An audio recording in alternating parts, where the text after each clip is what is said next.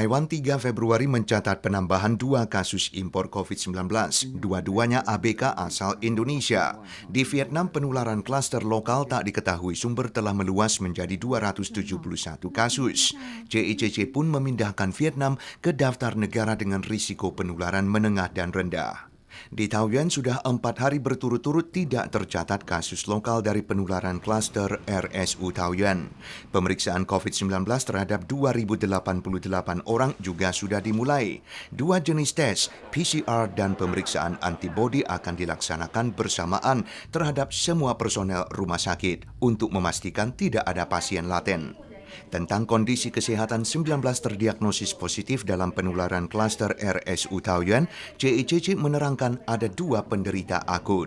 目前有2位是在加护病房当中用呼吸器属于重症的病人，4位有或轻或中等的一个肺炎的状况，不过里面有几位肺炎状况也都已经在改善当中了。 Sementara itu, seorang pasien lelaki yang dirawat di RSU Taoyuan sejak tahun lalu akibat keracunan medikasi, hari Minggu lalu mendadak meninggal setelah ditransfer ke rumah sakit lain di Taoyuan Selatan. Anggota keluarga meragukan pernyataan rumah sakit bahwa pneumonia adalah penyebab kematian. Namun setelah pemeriksaan ulang, pasien meninggal dipastikan negatif.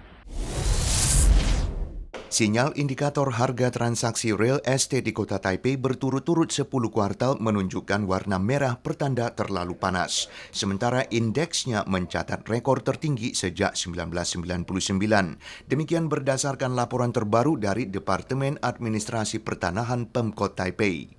Harga komplek perumahan baru di distrik Ta'an ini misalnya, 1 ping 1,8 juta dolar Taiwan, kira-kira 540 ribu dolar Taiwan per meter persegi.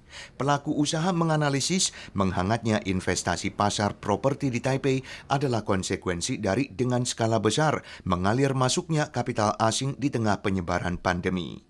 Atas isu harga properti tinggi selama jangka panjang ini, Ormas mengusulkan pemerintah selain membangun perumahan nasional juga harus menerapkan sistem pembelian dan penyewaan rumah yang lebih konkret untuk memastikan terpenuhinya kebutuhan tempat tinggal warga. Berdasarkan laporan Indeks Ketimpangan Gender (GII) terbaru dari Program Pembangunan PBB atau UNDP, Komite Kesetaraan Gender atau GEC Taiwan mengalkulasi prestasi GII Taiwan tahun ini maju menjadi nomor 6 di dunia, bahkan mengungguli Jepang dan Korea, tertinggi di Asia. Warga pada umumnya sangat merasakan kemajuan Taiwan dalam bidang kesetaraan gender, sementara proporsi legislator wanita telah melampaui 40%, menduduki urutan ke-23 secara global dan tertinggi di Asia. Perbandingan kepala daerah dan wakil rakyat wanita juga mencatat kenaikan, dan angka partisipasi tenaga kerja dari kaum wanita berusia 25 sampai 29 tahun adalah yang paling tinggi. Tapi kaum wanita berusia 50 tahun ke atas, kemampuan kerjanya turun drastis. 30岁的时候可能是结婚生小孩，那很多女性可能因此就离职。那或者是说在40-50岁的时候，可能是因为家中的长辈需要照顾，所以她又再次的离开职场。 Statistik juga menemukan semakin banyak pria yang menanggung beban menjaga anak di rumah dalam 5 tahun terakhir. Dan dari jumlah pengadu pelanggaran kesetaraan gender dalam pekerjaan, wanita mendominasi 89%, tetap selisih banyak dari pria.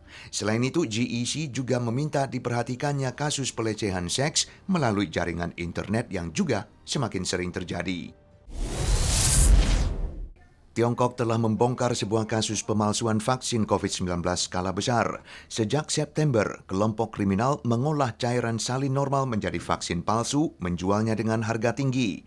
Polisi Tiongkok secara keseluruhan menangkap 80-an tersangka dan mengamankan 3.000-an dosis vaksin palsu. Di lain pihak, Europol mengumumkan adanya kelompok kriminal yang memalsukan dokumen hasil tes COVID-19 untuk dijual dengan harga tinggi kepada penumpang yang membutuhkannya untuk bepergian ke negara lain.